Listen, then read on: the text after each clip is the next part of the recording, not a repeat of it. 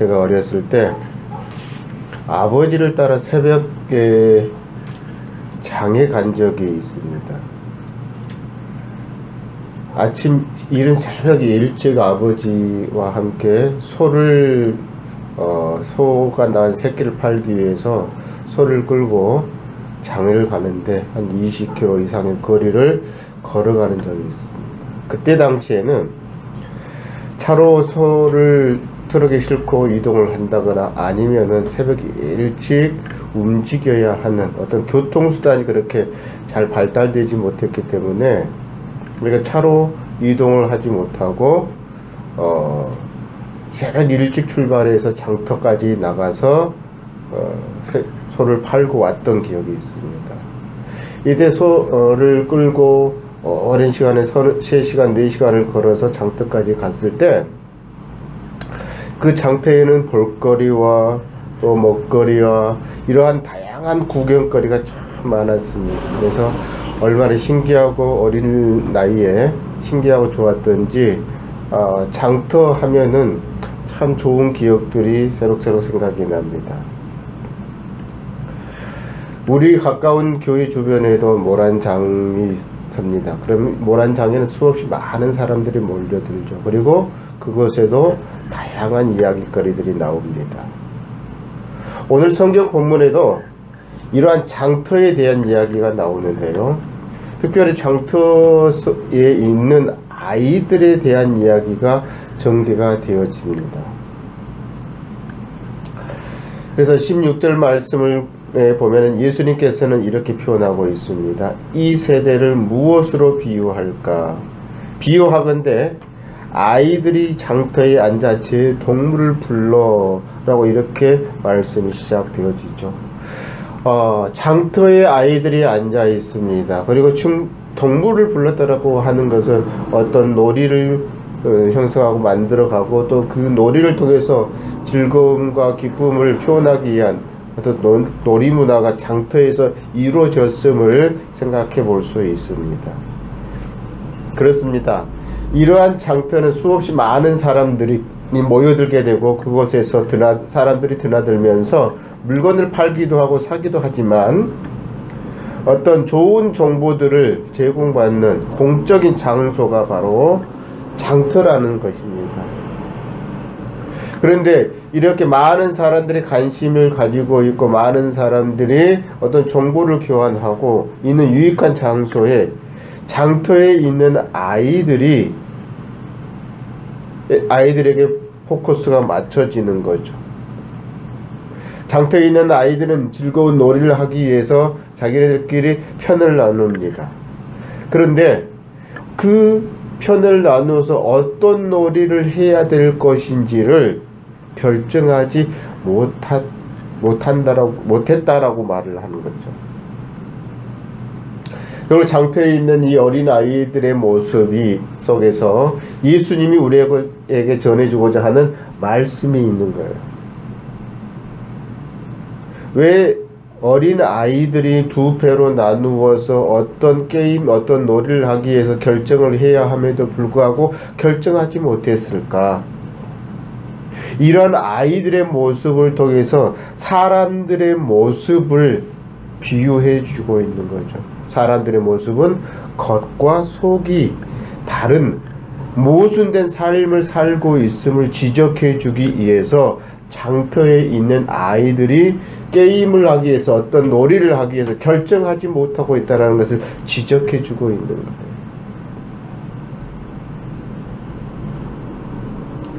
제가 어렸을 때 이렇게 장터에 갔을 때 아버지와 함께 그 장터까지 갔을 때 참 든든했습니다. 너무 든든했어요. 아버지와 함께 간다라는 게 든든할 뿐만 아니라 너무 좋았던 거죠. 그렇습니다.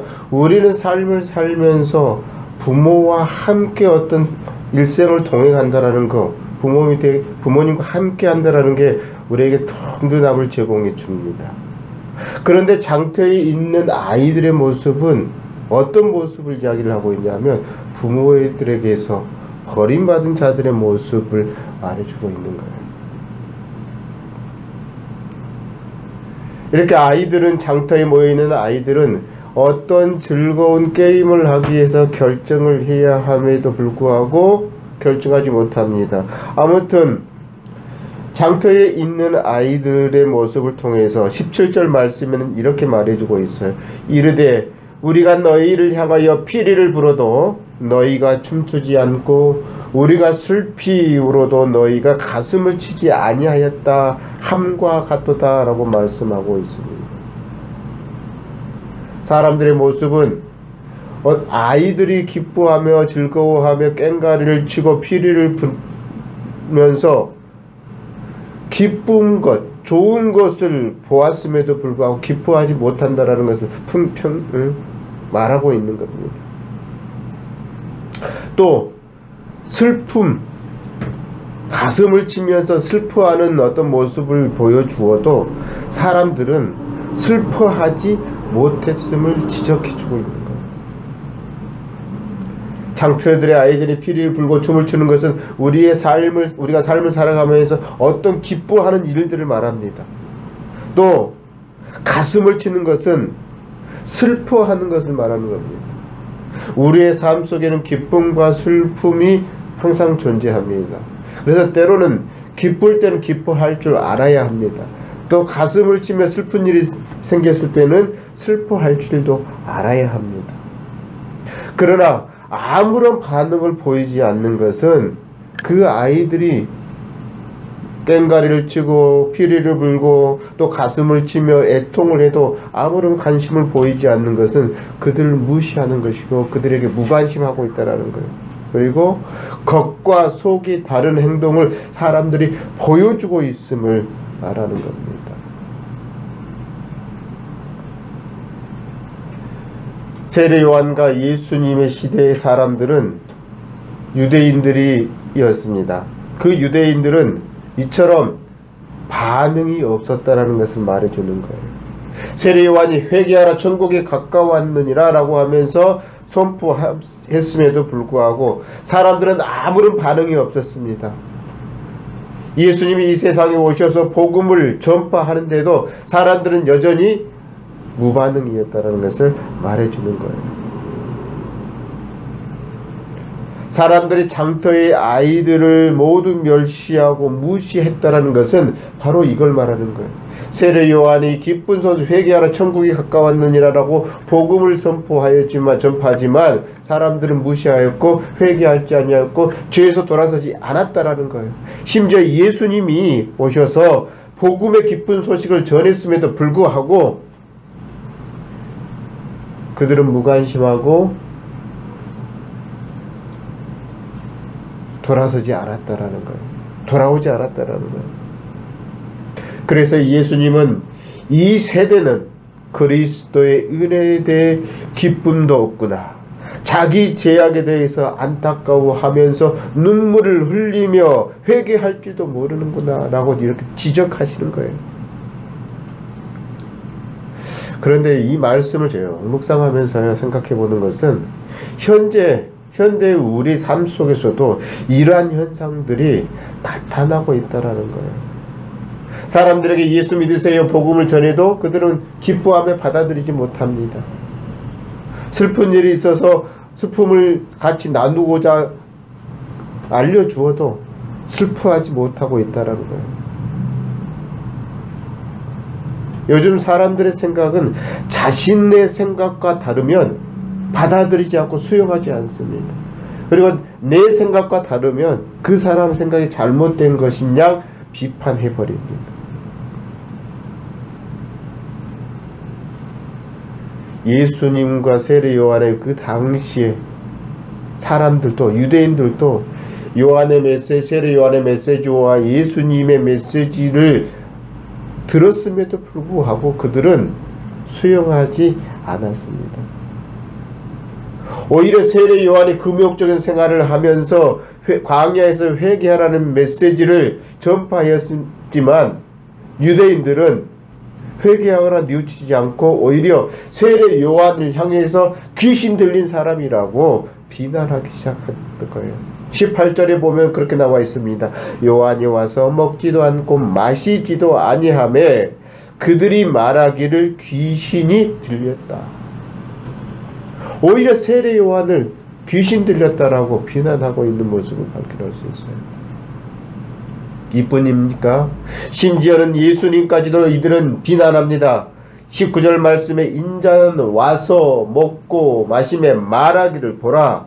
먹기를 탐하고 포도주를 즐기는 사람이요 세리와 죄인의 친구로다 하니 지혜는 그 행한 일로 인하여 옳다함을 얻느니라. 예수님이 죄인들과 함께 하였습니다. 세리들과 식사도 하였습니다. 천한 사람들과 무리들과 함께 하였습니다. 이것을 바라본 유대인들은 예수님을 향해서 비난하는데 어떻게 비난합니까? 예수님은 먹기를 탐하는 자라고 비난하는 거예요. 예수님은 포도주만 즐기는 술꾼이라는 거 심지어 비난하고 있는 거예요. 예수님은 죄인과 똑같은 자라고 한통속이라고 비난하는 거예요. 이처럼 기쁨 소식을 들었음에도 불구하고 세상의 사람들은 세례 요한과 예수님을 비난하듯 현대의 많은 사람들이 복음을 들었음에도 불구하고 믿기는커녕 비난하고 있습니다. 왜 이들이 이렇게 비난을 하고 있을까요? 왜 이들은 받아들이지 않을까요?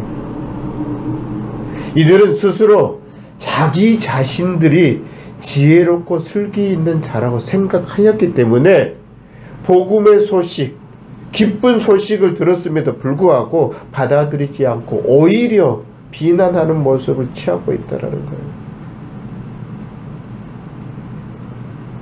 우리는 세례 요한과 예수님의 모습을 통해서 배워야 될 점이 있습니다. 그것이 무엇이냐면 세상의 사람들은 우리가 복음을 전하고 옳다라는 것을 전할지라도 우리를 향해 비난했지만 예수님을 향해서 세례 요한을 향해서 비난을 했지만 세례 요한과 예수님은 하나님이 원하는 그 길을 위해서 타협하지 않고 그 길을 걸어가셨다라는 거예요. 결국은 그 복음의 길을 걸어가셨기 때문에 옳다라고 인정함을 받는 분들이 되셨다라는 거예요. 스스로 지혜롭고 슬기 있는 자들이라고 생각하는 사람들이 받아들이지 않는 이유는 자기의 아집과 편견, 이성의 판단으로 하나님의 나라를 영적으로 깨닫기보다는 그들의 생각이 옳다고 주장하였기 때문에 예수 그리스도를 비난했던 겁니다. 때문에 우리는 이 복음을 듣고 말씀을 들으면서 우리는 달라져야 합니다. 이 세대와는 달라져야 된다라고 예수님은 우리에게 말하는 거예요.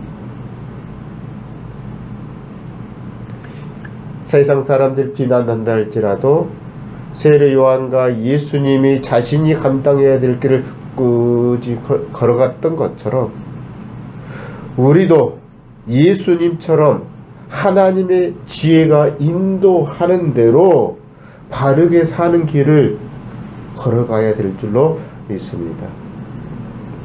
하나님은 인간의 성령의 도우심 없이는 아무도 스스로의 능력으로 하나님의 계시에 접근할 수 없도록 숨기셨어요. 때문에 스스로 지혜 있다고 하는 자들은, 슬기 있다고 하는 자들은 스스로 하나님의 말씀을 깨달을 수가 없습니다. 때문에 우리는 하나님의 지혜대로, 믿는 자들은 하나님의 지혜 안에서 인도하신 대로 살아가야 될 줄로 믿습니다. 또 이렇게 살아가야 되는 것입니다. 25절 말씀에는 이렇게 말합니다. 그때 예수께서 대답하여 이르시되 천지의 주제이신 아버지여, 이것을 지혜롭고 슬기 있는 자들에게는 숨기시고 어린 아이들에게는 나타내심을 감사하나이다. 예수님이 이 말씀을 통해서 장터에 버려진 그 아이들은 정말 하나님의 말씀에 대해서 너무 기뻐서 즐기고 기쁨을 나타냅니다. 또 슬픔을 나타냅니다. 그러나 스스로 지혜롭게 슬기 있다라고 생각하는 자들은 하나님을 의지하지 않고 주의 가르침을 무시합니다. 장터에 버려진 아이들이 그들이 기뻐하고 애통하며 어떤 놀이를 결정하지 못하였지만 이렇게 기뻐하고 또 슬퍼할 줄 아는 이유가 무엇입니까? 하나님을 의지하였기 때문에 주의 가르침을 통해 자신의 무지를 깨닫고 하나님의 도움만을 구하는 자들이라는 것을 말해주고 싶은 거예요. 그렇습니다. 우리가 하나님의 도움을 구할 때 하나님의 뜻을 비로소 알게 되는 것입니다. 우리는 스스로 지슬기롭고 지혜나 있는 자처럼 행동해서는 안 됩니다. 우리의 삶을 인도해 주시는 분은 바로 하나님이라는 사실을 깨달아야 됩니다. 이렇게 하나님이라는 사실을, 하나님을 의지하며 하나님의 뜻을 깨닫게 해주시는 분이 성령 하나님이라는 사실을 알게 되면 26절 말씀처럼 이렇게 고백할 수 있는 거예요. 이 말씀은 예수님의 고백인 거예요. 옳소이다. 이렇게 된 것이 아버지의 뜻입니다. 라고 예수님이 고백했던 것처럼 우리의 신앙 고백이 될 수 있다라는 거예요. 옳습니다. 지금 이렇게 된 것이 아버지의 뜻입니다. 예수님도 성부 하나님 아버지께 감사의 고백을 드리고 있습니다. 예수님께서도 이렇게 성부 하나님 아버지께 감사하신 이유는 성부 하나님께서 자신에게, 성자이신 자신에게 모든 것을 임하셨기 때문에 감사하고 있는 거예요. 27절 말씀, 내 아버지께서 모든 것을 내게 주셨으니 아버지 외에는 아들을 아는 자가 없고 아들과 또 아들의 소원대로 계시를 받은 자 외에는 아버지를 아는 자가 없느니라 라고 말씀하십니다. 성부 하나님께서 성자 예수님께 임한 것이 바로 무엇이냐면 예수님을 통해서 아버지를 알게 하셨다는 거예요. 또 이임받은 것이 무엇이냐면 예수님을 통해서 우리가 구원받을 수 있게 하셨다는 사실이에요. 바로 예수님은 자신을 통해서 모든 백성들이 구원받을 수 있게 아버지께서 임해 주신 사실에 대해서 너무 감사하고 감사의 고백을 드리면서 옳소이다. 이 모든 것이 아버지께서 하신 것입니다. 라고 고백을 하고 있는 거예요. 따라서 우리도 26절의 말씀처럼 옳습니다. 이렇게 된 것이 아버지의 뜻입니다. 라고 아버지를 의지할 수 있는 여러분이 되어주시기를 원합니다. 부모님과 함께 간다라는 거 참 자녀들로서는 의지가 되는 거죠.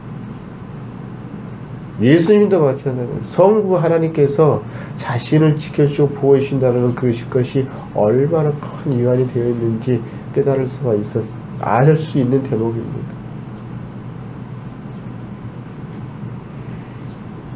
우리가 세상을 살아가면서 육신의 부모가 세상을 떠나고 난 이후에는 의지할 것이 없어집니다.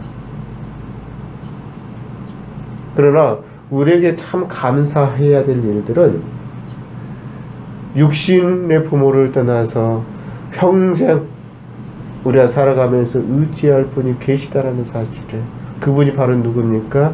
예수 그리스도를 의지할 수 있다라는 사실이에요.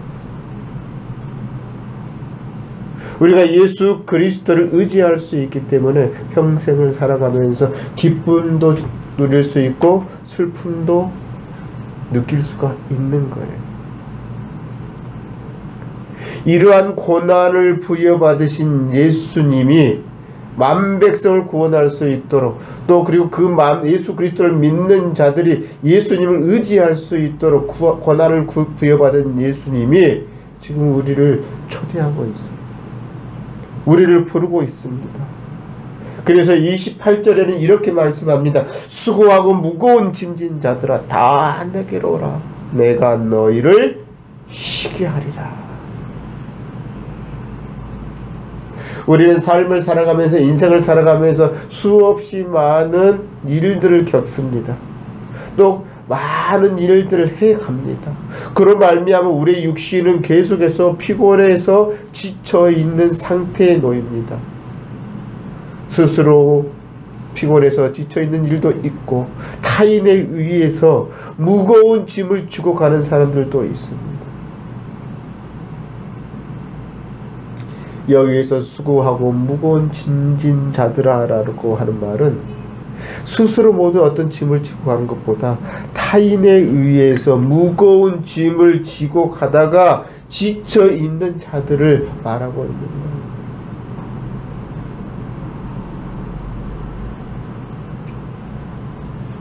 무거운 짐을 지고 가면서 지쳐 있는 자들아 다 내게로 오라. 수고하고 무거운 짐지들아 다 짐진자들아 다 내게로 오라 라고 하면서 예수님은 우리를 초대하고 있는 거예요. 우리 부모님들은 자녀들을 위해서 자신의 인생의 삶을 헌신합니다. 다 자녀들을 위해서 살아갑니다. 그래서 자녀들이 잘 되기를 원합니다. 그리고 인생의 여정의 끝에는 하나님을 찬양하며 믿는 자들은 하나님의 품으로 돌아가게 됩니다. 예수님께서 이러한 삶의 고난을 많은 무거운 짐을 지고 가는 자들을 위로하시고 그들을 안아주시기 위해서 그들에게 안식을 주기 위해서 우리를 초대하고 있는 거예요. 그래서 수고하고 무거운 짐진 자들아 다 내게로 오라 내가 너희를 쉬게 하리라 라고 초대하는 거예요. 따라서 우리는 이 예수님의 초대에 응답할 수 있는 여러분이 되어주시기를 원합니다. 예수님이 우리를 초대하신 이유가 뭡니까? 내가 너희를 쉬게 하리라. 다시 말해서 인생의 마지막 그때에는 안식을 누리게 하기 위함이라는 것. 안식은 우리가 일생 동안 여러 가지 일을 하고 또 모든 일을 다 정리하고 해소한 이후에 평화와 안식을 얻게 하려고 하는 것을 말하는 거예요.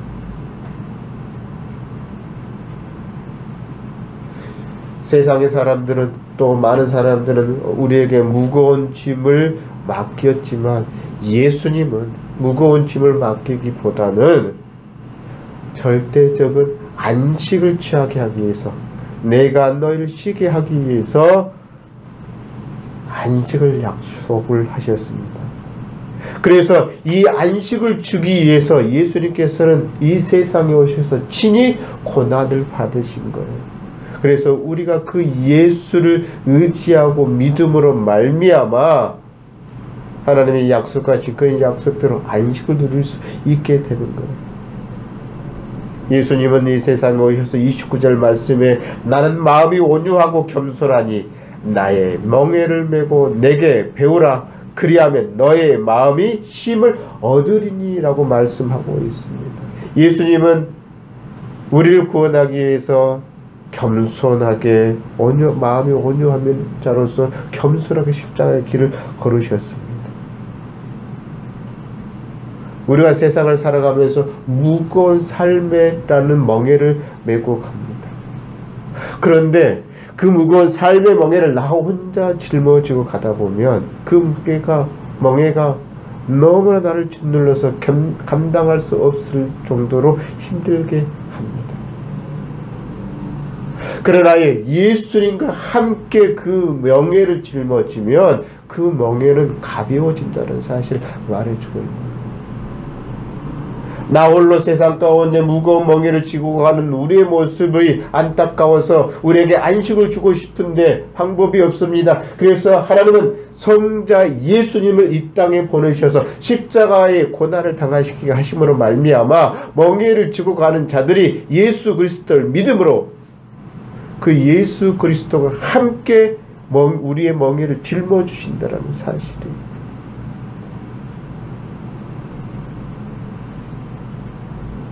그래서 마지막 30절에 이렇게 말하고 있습니다. 이는 내 멍에는 쉽고 내 짐은 가벼움이라. 예수님이 장터의 아이들을 비유하면서 기뻐도 기뻐할 줄 모르고 슬퍼도 슬퍼할 줄 모르고 복음의 기쁜 소식을 들어도 깨닫지 못하는 세상 사람들을 향해서 지적하면서 비유로 말씀하십니다. 스스로 지혜 있는 자들처럼 행동하지 말고 하나님을 의지하는 자가 되어라. 하나님의 말씀을 의지함으로 말미암아 깨달을 때 예수님이 왜 이 땅에 오셨는지 알게 되고 그 깨달음을 통해서 우리 스스로 무거운 멍에를 지는 것이 이제 예수 그리스도를 믿음으로 말미암아 예수님께서 나와 함께 내가 짊어진 멍에의 무게를 같이 짊어지어 주시기 때문에 내 멍에는 쉽다라고 이야기하는 거예요. 가볍다라고 말씀해 주십니다. 우리의 멍에는 가벼워지는 거예요. 왜? 나 혼자 메고 갈 때는 무거웠지만 예수님을 의지함으로 예수님이 대신 함께 져주시기 때문에 가벼워진다라는 거예요. 이렇게 예수님은 우리를 안식으로 초대하기 위해서 이 세상에 친히 오셔서 우리의 무거운 멍에를 짊어지시기 위해서 구원의 길을 허락하셨다라는 거예요. 멍에를 같이 짊어지기 위해서 오셨다는 사실은 여러분 기억하는 여러분이 되어지시기를 원합니다. 항상 우리의 삶 속에서 우리의 신앙 속에서 우리가 기억해야 될 것은 예수님과 함께 멍에를 메기 위해서는 예수님의 능력, 예수님의 말씀을 의지하는 신앙이 전제되어야 된다는 사실을 기억함으로 말미암아 예수님을 의지하는 여러분이 되어지시기를 원합니다. 장터에서 피리를 불고 기쁨을 나누고자 하는 어린아이들을 무시하고 마음속에서는 기뻐하면서 기쁘지 않은 것처럼 겉과 속이 다른 그런 삶을 살아가는 것이 아니라 예수 그리스도를 믿고 의존함으로 말미암아 기쁠 땐 기뻐하고 슬플 때 슬퍼할 수 있는 여러분이 되어주시기를 원합니다. 왜냐하면 예수님을 믿으면 예수님의 말씀을 듣고 깨달으면 그 멍에는 나 혼자 메고 가는 것이 아니라 내 인생의 멍에는 나 혼자 메고 가는 것이 아니라 예수님께서 함께 우리를 사랑으로 메어주시기 때문에 가벼워진다는 사실이에요. 여러분에게 부탁드리건대 겉과 속이 달라서는 안 됩니다. 마음속에 기쁨이 있건 그대로 표현하는 여러분이 되어주시길 바랍니다. 슬픔이 있으면 슬픔도 표현하는 여러분이 되어주시길 바랍니다. 그리고 예수 그리스도를 의지하는 여러분이 되어주시길 바랍니다. 예수 그리스도를 의지할 때 예수님은 우리의 멍에를 함께 짊어지고 가볍게 해주신다는 사실을 기억하셔서 겉과 속이 다르지 않는 가벼운 멍에를 메는 여러분이 되어주시기를 주님의 이름으로 축원합니다.